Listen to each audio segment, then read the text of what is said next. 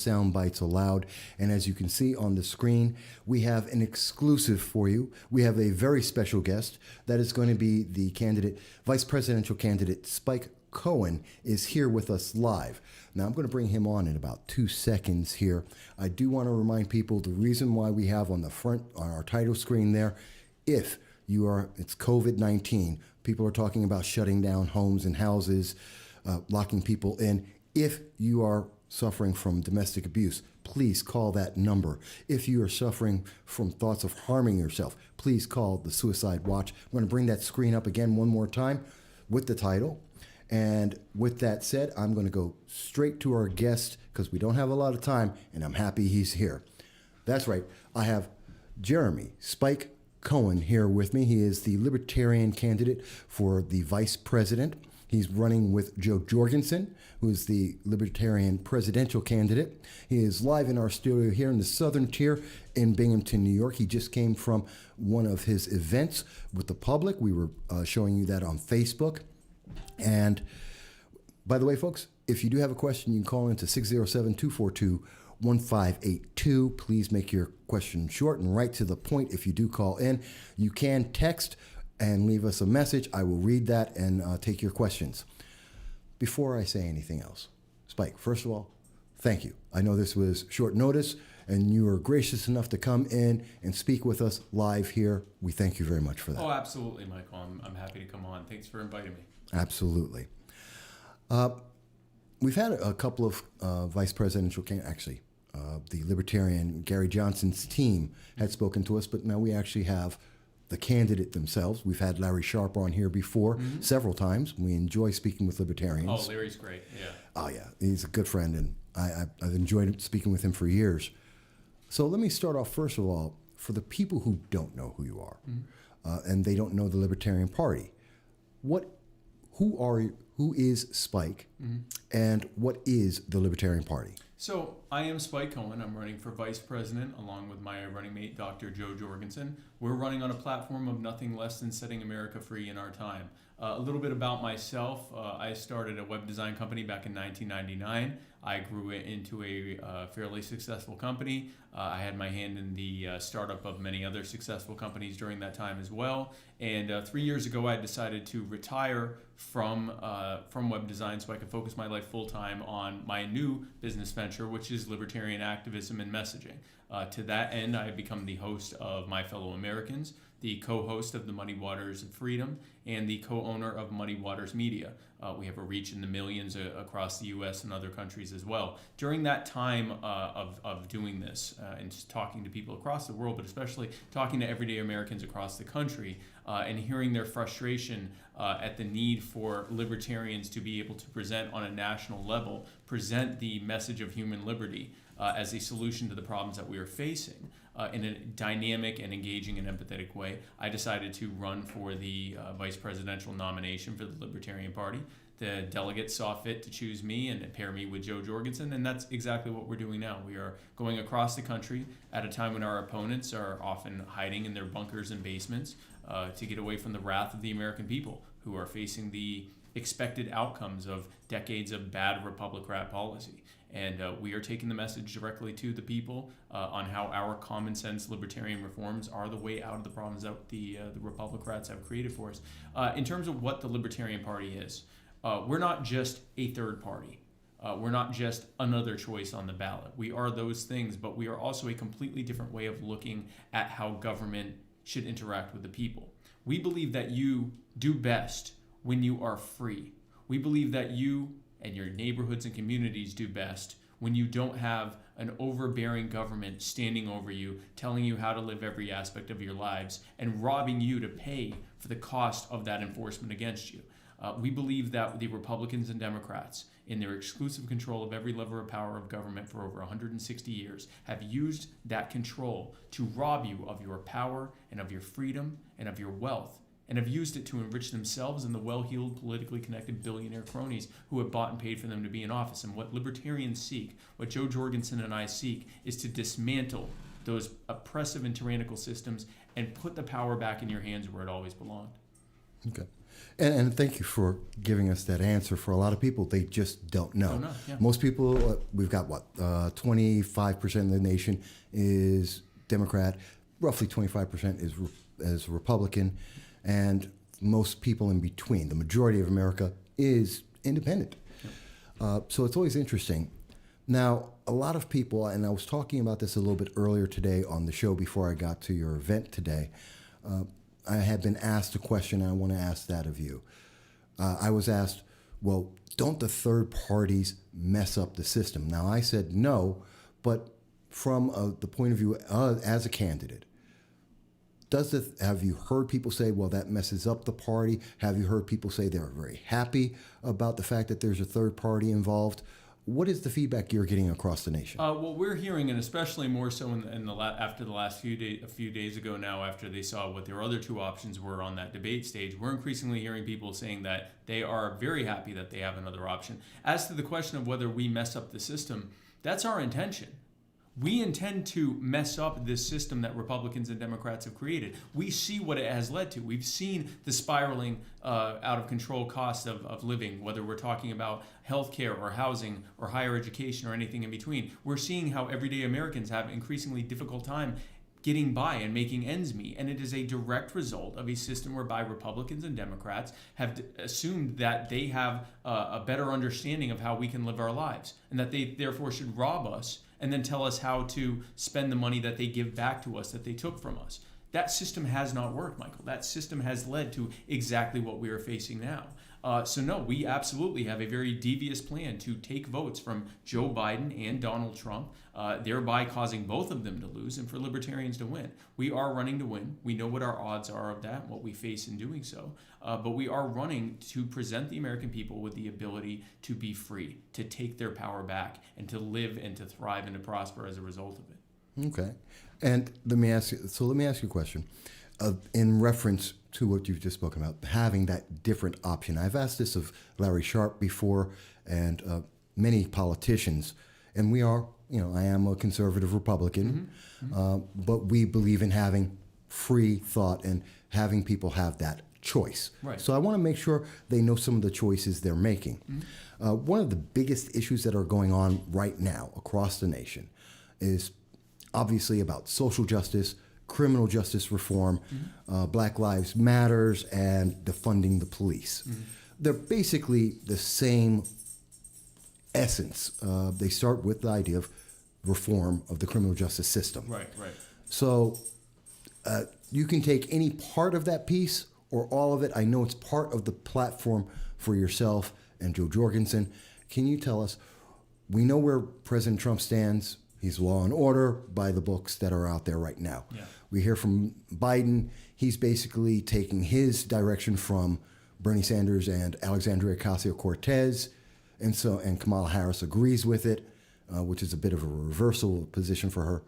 Where do the libertarians stand? Where do you stand if you were to be elected? Well, we stand with the actual rule of law, which is the 10th Amendment. The 10th Amendment makes it very clear that if a power is not directly granted under the Constitution to the federal government, it is to be left to the states or preferably to the people. We've seen how federal involvement in policing has made it worse because they never should have been involved in the first place. We've seen how federal involvement has led to the police being increasingly militarized and increasingly unaccountable. It has led to things like qualified immunity, which allows police officers and government officials, when they do bad, when the bad apples in those bunches do harm to the American people and infringe upon our constitutional rights, they aren't held accountable the way you and I would be if we did the same thing. We see how civil asset forfeiture allows the government to step in and rob Americans who have not been convicted of anything yet, and then forces them to pay to try to get their money back, even if they're found not guilty, even if it's been proven that they shouldn't have been robbed in the first place. We've seen how the failed war on drugs has criminalized entire neighborhoods, has made addiction worse by making it more difficult for addicts to get help, and instead has empowered, the same way that alcohol prohibition empowered criminal gangs back then, it's doing the same now. And those criminal gangs use that money to bribe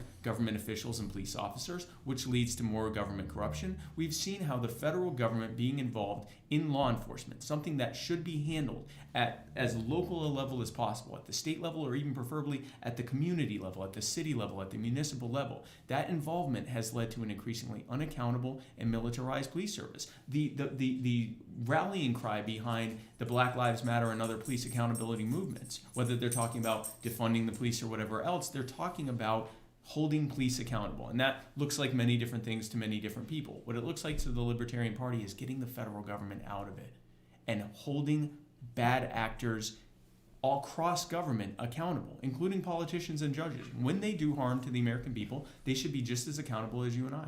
Okay, and I do want you to know, Facebook and the internet overlords are messing with our feed a little bit. It's still coming out clear, but I want you to be aware of that ahead of time. And I'm now recording an audio as well from this point so that we can supplement it if we need to. But back to that question. So I want to be very clear because I understand, or maybe I don't understand, that separation. So would you say that you do support the directives of the demands from Plot, Antifa, and Black Lives Matters, where they're saying that they want to actively either eliminate or severely defund the police departments, and they're looking at that from a federal directive as well as on a local level?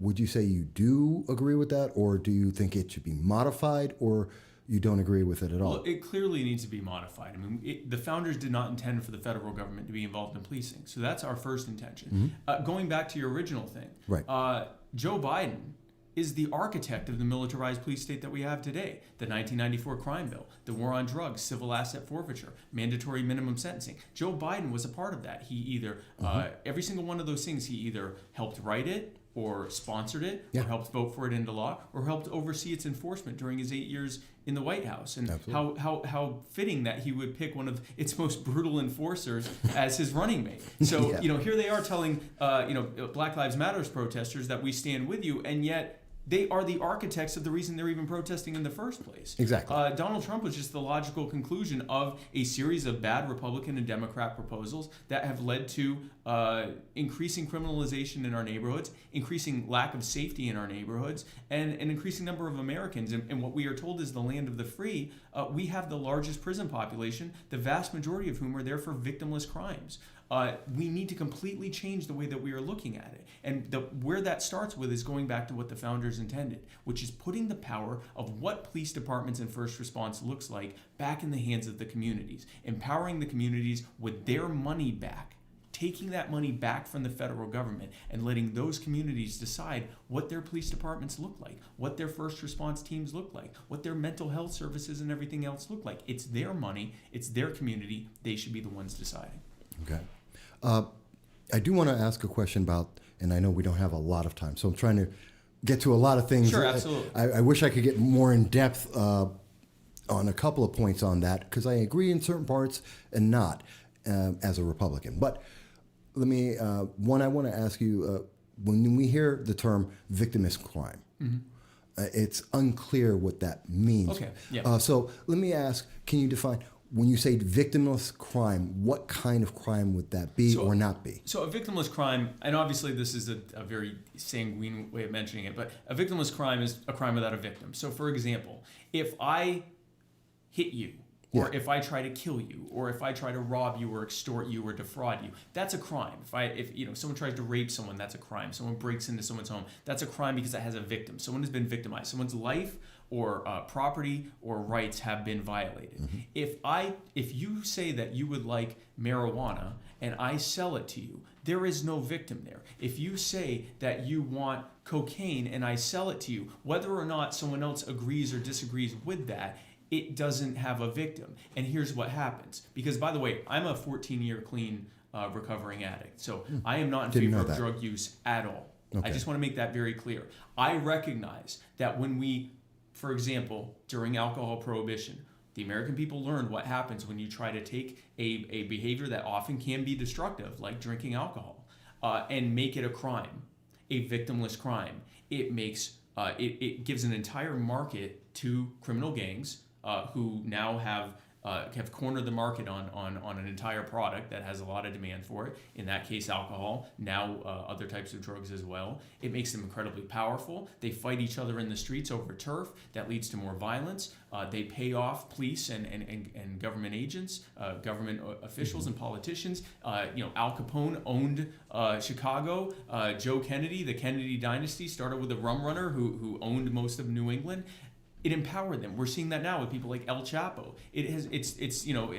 New Day, same thing. Where now with these drugs being illegalized, it is leading to more corruption, more crime, violent crime, and also it's making it so that addicts who need help aren't able to get the help they need unless they want to go to prison first. It's leading to people who want to help them not being able to help unless they want to be considered an accomplice to a crime. It's leading to people who had an addiction, which is a health problem, having it treated like a criminal problem where they end up in jail, where they still continue to use drugs because they can get it in there.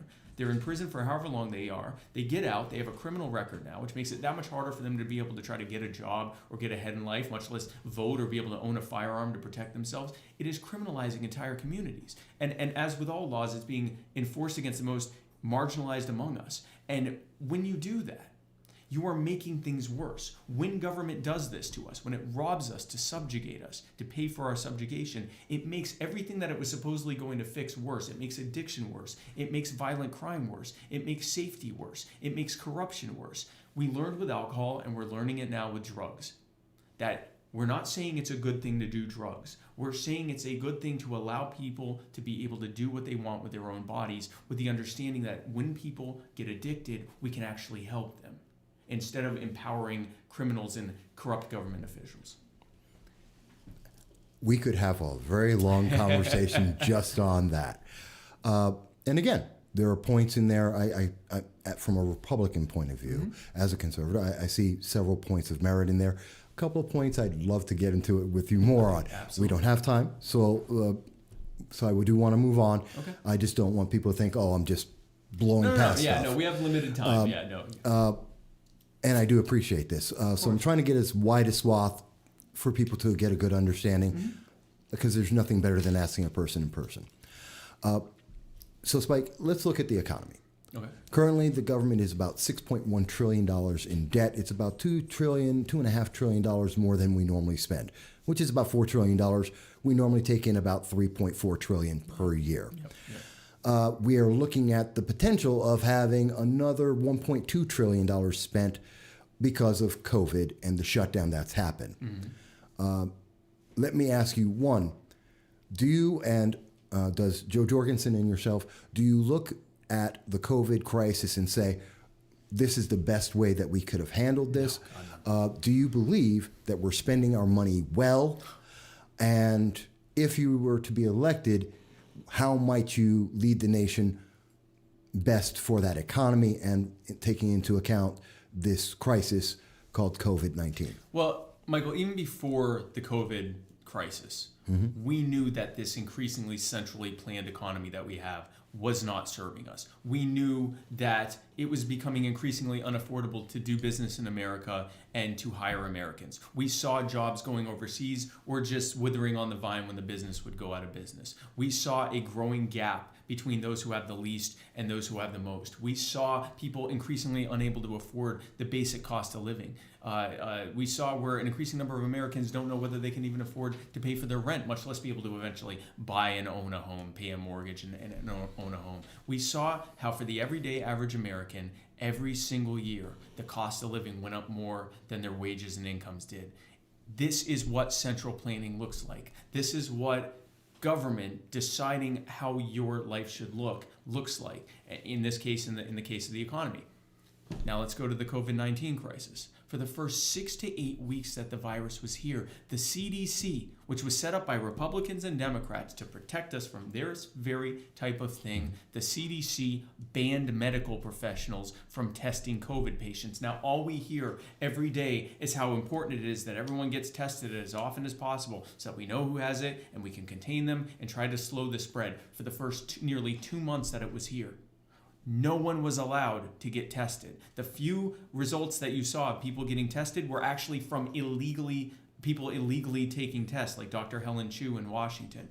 We saw companies in the US making approved COVID-19 test kits and having to sell all of them overseas because it was illegal for anyone to buy them here. That is crucial time that was lost because of bad, centrally planned federal government Republican policy that had been going on for years and decades and culminated in the crisis we have now. We don't even know how many hundreds of thousands of lives could be lost if medical professionals had simply been empowered to do their jobs by removing those absurd regulations. Joe and I have talked to medical professionals who say their jobs are still being made difficult, treating not just COVID patients, but people who are trying to come in and get cancer screenings and other life-saving procedures, and they're not allowed to, because the hospitals are only allowed to deal with COVID-19 patients, even though they have the facilities and protocols in place to protect the non-COVID patients from the COVID patients. This is from the same governments, including here in New York, that put COVID patients in elder care facilities, even when the people in charge of those facilities said, we don't have the protocols in place to be able to protect the most vulnerable people in our country, elderly people with multiple health conditions, from COVID patients. This is what happens when government officials, who often have no idea what the hell they're even doing, they're in office because they pandered to the right people and they, had the right cronies give them the money they needed to pay for their campaigns, deciding how things should look for the rest of us. We need to take the power back. That is what libertarians believe. Put the power back in the hands of the people. Empower medical professionals. Empower small business owners. Empower workers. Empower people to take their lives back. Okay, so let me follow up on that because I know you're referencing Governor Cuomo, Governor Whitmer, Governor Newsom, which all cost many lives in the nursing homes. In fact, uncounted numbers because they won't allow anyone to count. There's even some fudging of those numbers, exactly. Massively. Yep. We know at least 12,000 for here in New York State, and for Whitmer, it's somewhere around Michigan is somewhere around 4,000. Reportedly, but again, we don't know. And other states as well. Those are the most egregious those examples. Are the biggest but yeah, ones. those are the big ones, yeah. But what you didn't mention though was, so how would a Joe Jorgensen and Spike Cohen administration change the way we're looking at this, and how much would that cost? It would cost a lot less because really our policy is understanding that government doesn't test or treat or diagnose or cure anyone for anything. All it can do, if anything, is make it harder for the people whose job it is to actually do it. We would massively, massively deregulate based on what we are hearing from medical professionals as well as the people on the front lines, providing them with the goods and services they need to do their job. We still have supply chain problems months after this started because of regulations on trucking. All of these things need to go because the federal government should have never been involved in the first place. The founders intended that the federal government's purpose was little more than to regulate, which in that time meant make regular and unimpeded, to make sure that trade between the states and relations between the states were as good as possible, and to handle foreign policy and diplomacy with other countries. Essentially, that was pretty much it. It was left, everything else for the most part was left to the states. If you look at what most of the Constitution is, it is simply affirming the rights of the people and demanding that the government at any level not infringe upon it. Well, that's clearly not what we have now. If we went back to a more constitutionally protected, smaller and more limited government, and a real one, not the catchphrase we often hear of smaller, more limited government from the same politicians that work hand in hand with progressives to make it larger, but actual smaller, actual more limited government that actually doesn't infringe upon your lives. In this case, a perfect example, empowering medical professionals by making it easier for them to do their jobs, getting rid of absurd Byzantine regulations that do nothing but make it harder. In the best of conditions, it drives up the cost of healthcare. It makes us harder to get the services that we need in an affordable way. And in this type of things, it leads to hundreds of thousands of people dead. It needs to end, and it's going to end with libertarians. Okay. I know we're about 3 minutes over right now. That's okay. If you have another question, we can go ahead. Normally, when I get an opportunity to have a conversation with anyone, I always like to end it with something very simple. Usually, what have we not gotten to? Yeah. There's a lot we haven't gotten to. Well, it's a national election. It's a national election with very big issues, which all of them deserve a lot more time. Absolutely. And that's just the fault of there's a lot of people you need to talk to, right. And I don't want to take you away from being able to speak to those people. Although some of them can reach you and see you now. So instead, let me modify this a bit. Okay. Is there something to my audience that are going to see this live, and I may have to we put it out because Facebook's acting up, some of the internet. What message do you want to make sure people walk away from this interview, making sure that they know about? You have the power to live a far better life than you could ever possibly live with someone else trying to control you. That is, if I had to distill the libertarian message into one sentence, it is that. You know better what you need than anyone else, especially someone who doesn't even know you and is hundreds or thousands of miles away from you. And what libertarians seek to do is to dismantle this system whereby you are being robbed to pay for your own subjugation. It isn't working. It isn't right. It isn't what was intended, and it is failing you. It is failing everyday Americans every single day. We seek to give you your power back. And if you want to know more about what that looks like, I invite you to go to our website. Go to joe20.com and read about our policies, because we don't have the hours to spend on it, but it's all there. And we would love for you to take a look at it. Whether we're talking about protecting your right to keep and bear arms, whether we're talking about reducing the cost of healthcare by getting government regulations out of it, whether we're talking about protecting Social Security for the people that are on it while allowing future generations to opt out of it, whether we're talking about ending the wars overseas, bringing the troops home, and giving the veterans the care that they deserve, and allowing the healing to begin. Whatever we are talking about, it's all on there. I also invite you to go to our social media. Joe Jorgensen and I are both on Facebook and YouTube and Twitter and Instagram, and I'm on TikTok for the kids, and we're on all social media, and we would love to have you find out more about us, because there's only so much we can do in a 20-25 minute period. But libertarians have the solution: common sense, intuitive solutions that make sense. And I would argue the last thing I would say is that this election is far too important to vote for the people that put us in the mess that we're in. Thank you. Now, folks, in case, as you can see in the background of the screen, we actually have the Joe, that's JO2020.com. That is the website for the Joe Jorgensen and Spike Cohen campaign for the presidency. You can go there yourself and see that. And we'll also have that link in the description of the video on YouTube. I want to thank Spike Cohen for being here with us in this exclusive.